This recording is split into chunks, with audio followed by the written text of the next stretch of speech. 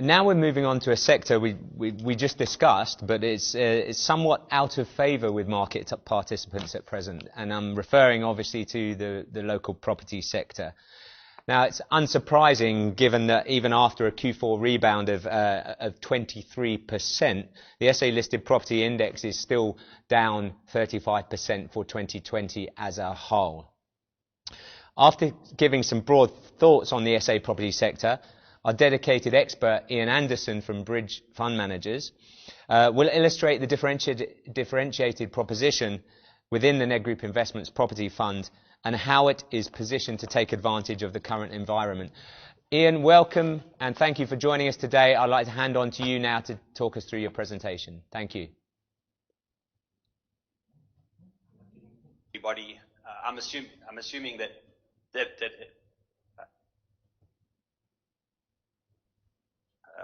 sorry, I'm getting quite a lot of feedback here.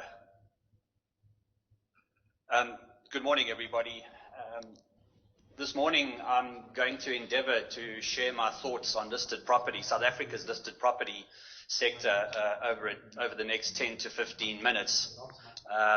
Not an easy thing to do given what has happened over the last 2 to 3 years. I can remember when Nedgroup first launched the property fund back in 2010, and we set out what we envisaged the benefits of the fund would be. It would be to provide a high level of current income. It would be to grow that income at or above inflation through time, and then importantly to grow the capital as the income grows in line with inflation, to grow capital in line with inflation.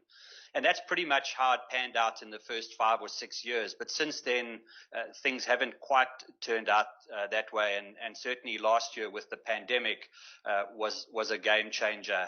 And I'll look at that in a bit more detail now. So before I go on to the outlook, I just want to chat a little bit about what happened in 2020.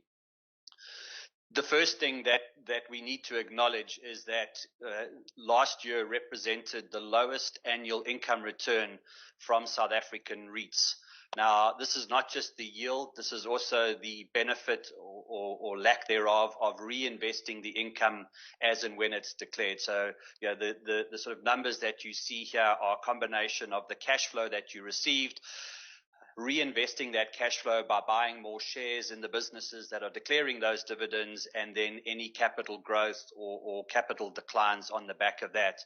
And you can see last year's annual income return was below 6% for the first time in the history of the sector. The yield at the start of the year, or the expectation at the start of the year, was for that return to be at least 10%.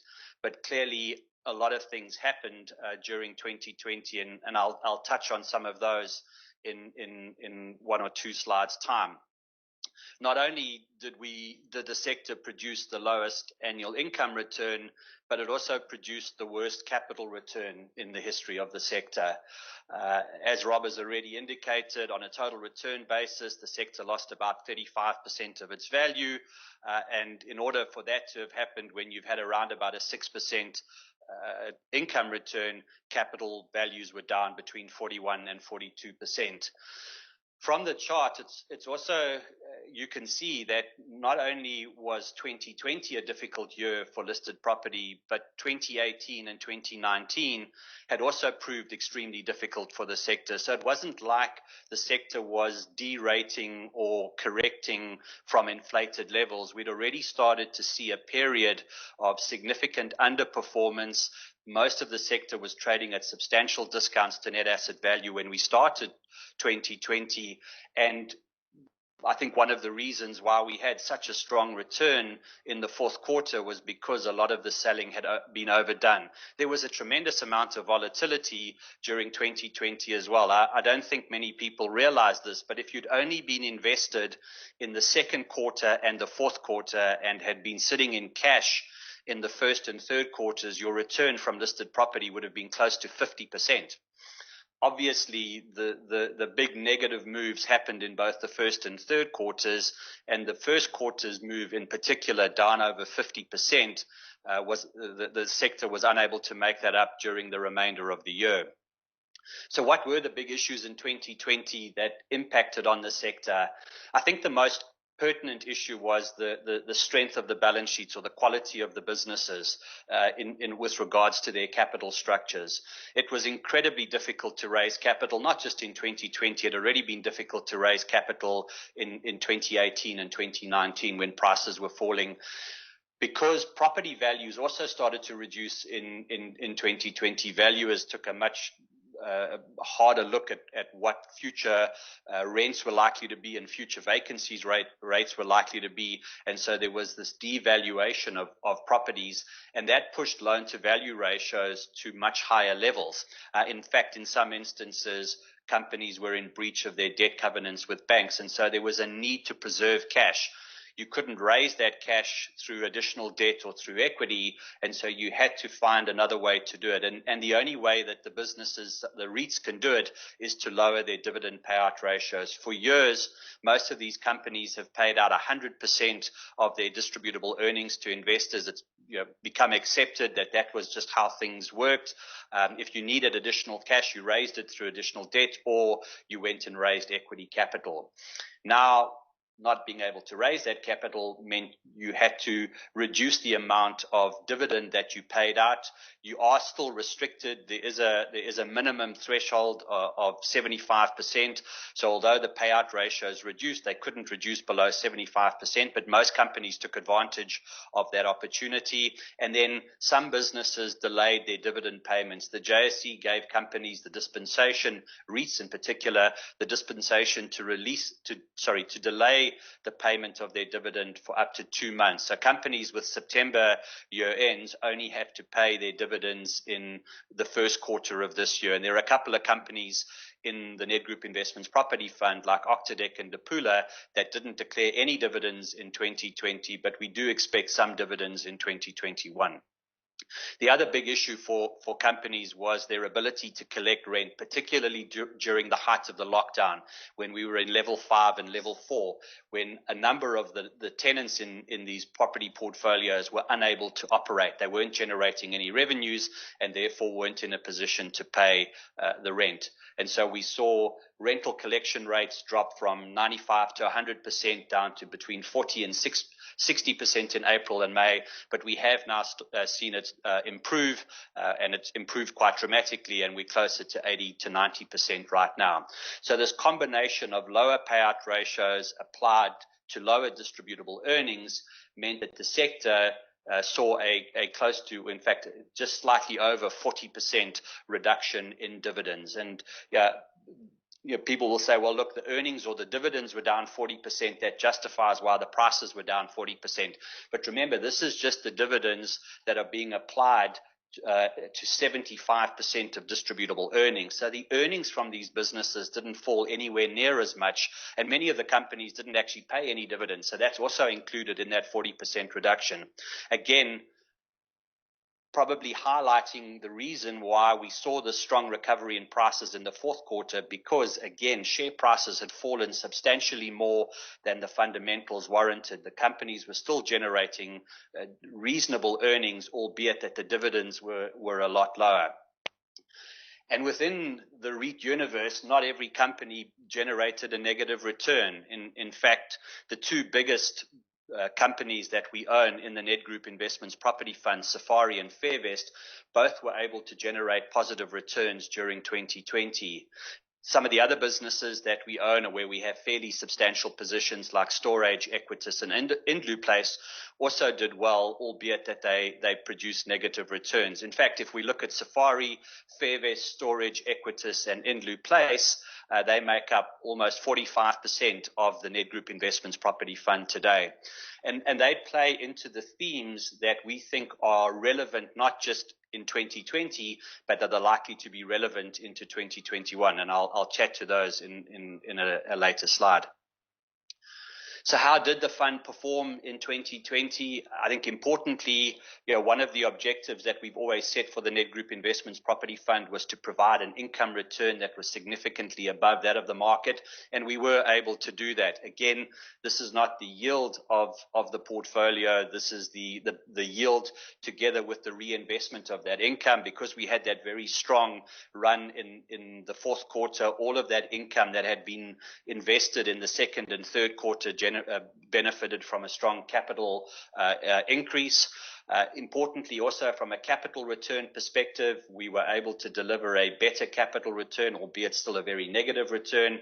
And that meant that from a total return perspective, we outperformed the market by around about 8.5% last year. A big chunk of that coming from the fact that we produce a much higher level of income and the benefits of reinvesting that income. In terms of the current positioning, and I think this is really where the fund was able to differentiate itself last year and playing to the themes that we think are not just, as I mentioned, not just pertinent for 2020, but will be pertinent for the next 2 to 3 years. We have much lower retail exposure than the market, and importantly, that retail exposure is very different. I've got a slide that demonstrates that. Our office exposure is also a lot lower than the market, and importantly here, the office exposure is predominantly to government tenanted offices. We know that the government is not thinking about working from home, is not thinking about reducing office space, whereas the rest of the sector is. We also have very high exposure to storage, self-storage through our investment in storage, and then also high exposure to a residential, which clearly will also be a benefit or beneficiary of more and more people working from home. And that certainly helped the share price of Indlu Place in 2020. But we think, based on, some of the work that we've been doing, there is still significant upside potential from this point for residential, and we've maintained a reasonably high weighting in residential. One of the big problems with the South African listed property sector, as you look at the donut on the right, is just how much exposure there is to the two sectors that were most impacted by the pandemic, being retail, and in this instance, it's mainly large retail, large format retail, regional shopping malls, super regional shopping malls, as well as office. 77% of the South African listed property market is in those two sectors. So if you're just going to hug the benchmark, unfortunately, most of your exposure is going to be in the two sectors that are most at risk over the next 2 to 3 years. And so in the Nedgroup Investments Property Fund, our portfolio continues to look very different to the overall market. I highlighted the fact that even within our retail component, the exposure is very, very different. You can see the exposure in the Nedgroup Fund is dominated by small rural and township shopping centers, where the bulk of the tenants are considered essential services or essential products, and most of those remained operational throughout the lockdown. They were maybe in April they were trading at sort of 60 or 70% capacity, but by May they were almost at 100% capacity, and that exposure is mainly through those two businesses that produced positive returns in 2020, being Fairvest and Safari, and they've continued to do well in 2021. Already in January this year, the fund is outperforming the market by another 6%, and it's mainly on the back of this particular exposure. As you can see on the donut on the right, 42% of the retail exposure is to super regional and regional malls, which is under huge pressure. So in terms of the outlook for 2021, work from home is unfortunately continuing to gather momentum. We've seen a substantially larger proportion of people moving to working from home since the third quarter of 2020. This is a global trend, and it'll affect South Africa. And even when the pandemic is over, we believe that more and more people will want to work from home, at least partially. And most people are asking for at least 3 days a week.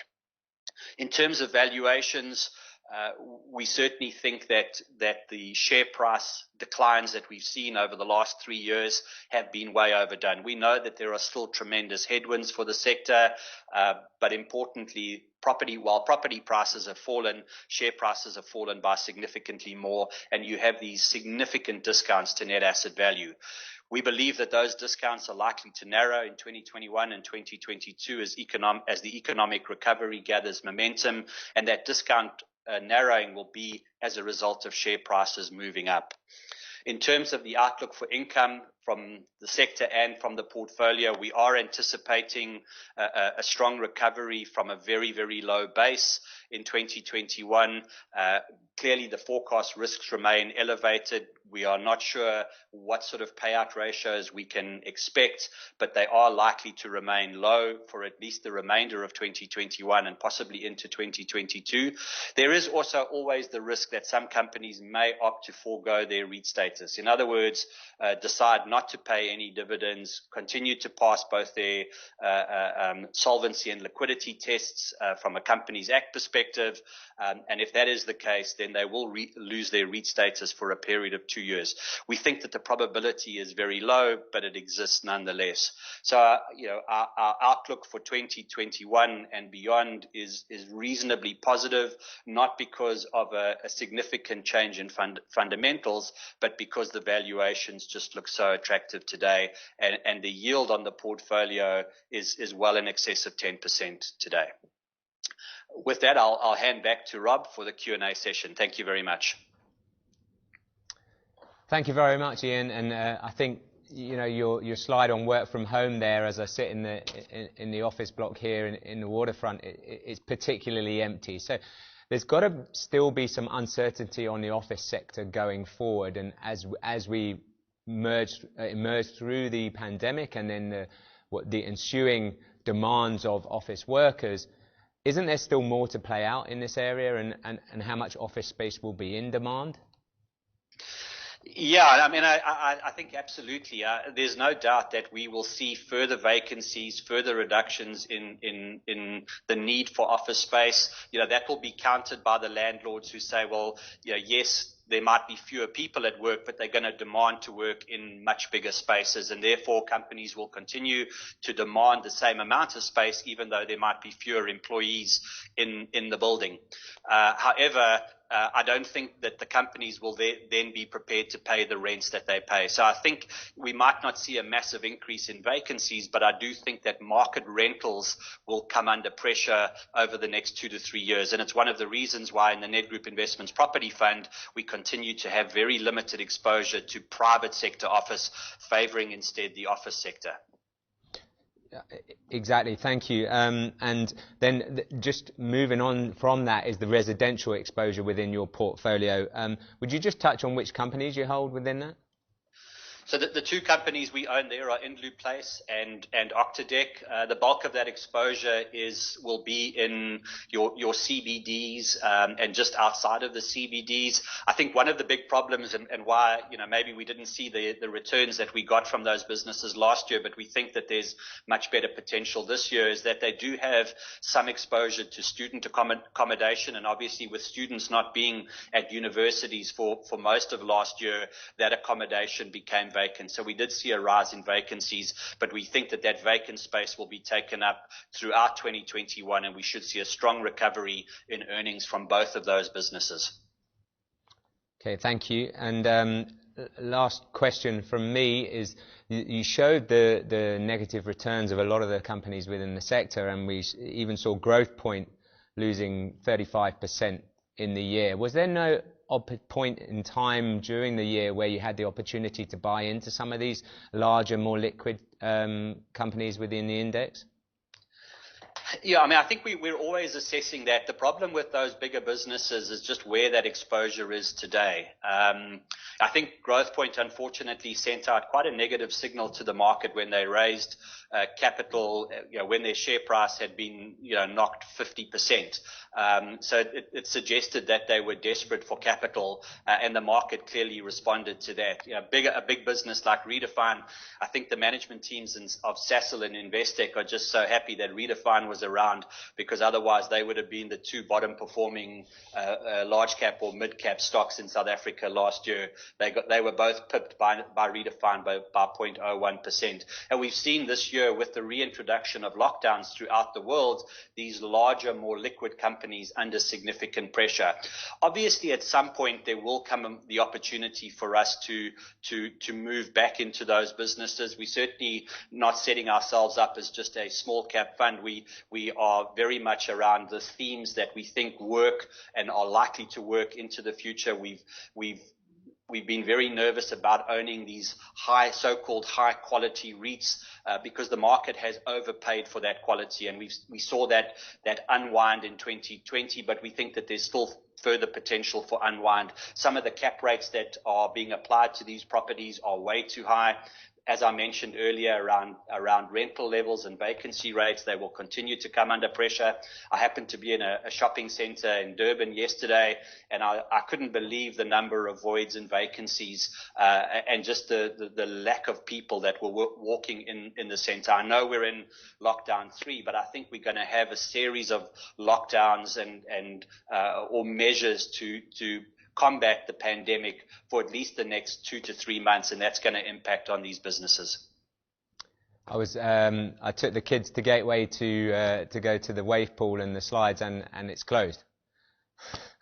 So yeah, I mean that's it. I mean, a lot of the stores, not just. I mean, the entertainment definitely is a no-no at the moment, and that's a big draw card for a number of the malls, especially the larger malls. So I think the pressure on the landlords is immense. They're continuing to have to give discounts to many of the retailers. You know, gyms haven't been able to operate at full capacity at any point, and many of them are now failing. You know, restaurants, it takes a long time for restaurants to get back up to speed. They've got massive capital commitments initially to replenish their stock. The stock it has a finite life.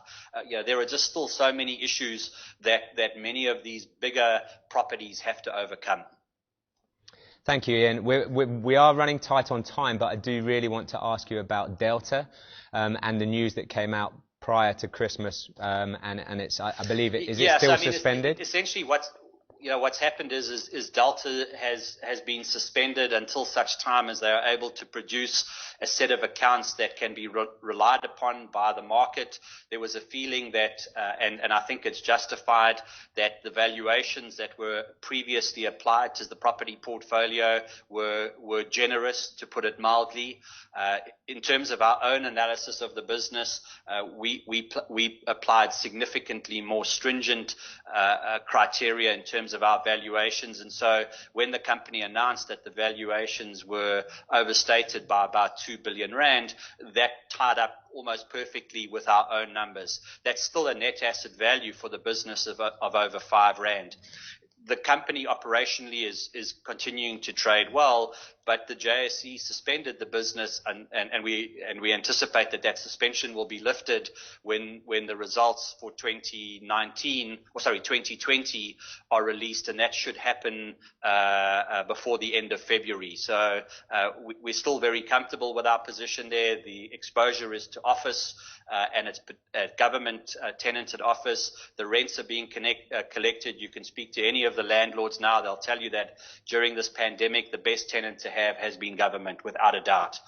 So the new management team has been very proactive, and we anticipate a significant amount of value to be unlocked in Delta. It's very small in the portfolio. Thank you very much, Ian. I really appreciate your time and your presentation. I think there's a lot of information in there people can benefit with. Thanks very much, Rob. Bye-bye.